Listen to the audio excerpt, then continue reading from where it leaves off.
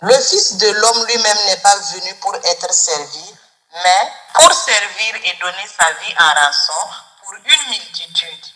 Marc 10, verset 45. Ce verset résume l'essence même de la mission du Christ, un service total jusqu'au don de sa vie. Jésus parle ici à ses disciples qui, encore aveuglés par des ambitions humaines, cherchent les premières places. Il leur révèle alors la vraie grandeur, non pas dominer, mais se faire serviteur. Ce verset s'inscrit dans un chapitre centré sur le renversement des valeurs du monde.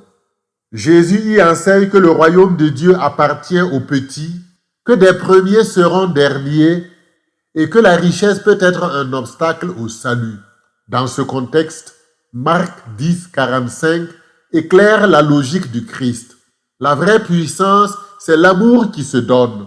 Jésus lui-même incarne cette voie en se donnant totalement pour les autres jusqu'à sacrifier sa vie.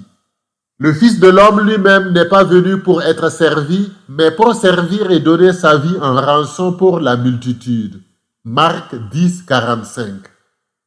Pour le chrétien d'aujourd'hui, ce passage est un appel radical à sortir d'une mentalité d'égoïsme pour vivre une vie de service et de générosité.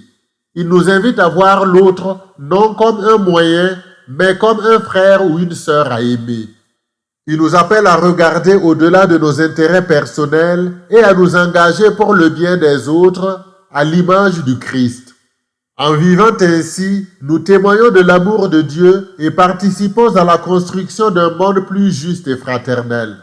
Ce verset nous rappelle que la vraie liberté et la vraie joie se trouvent dans le don de soi. Cet enseignement vous a été offert par l'abbé Jean-Emmanuel Convolbo, prêtre de l'archidiocèse de Ouagadougou au Burkina Faso.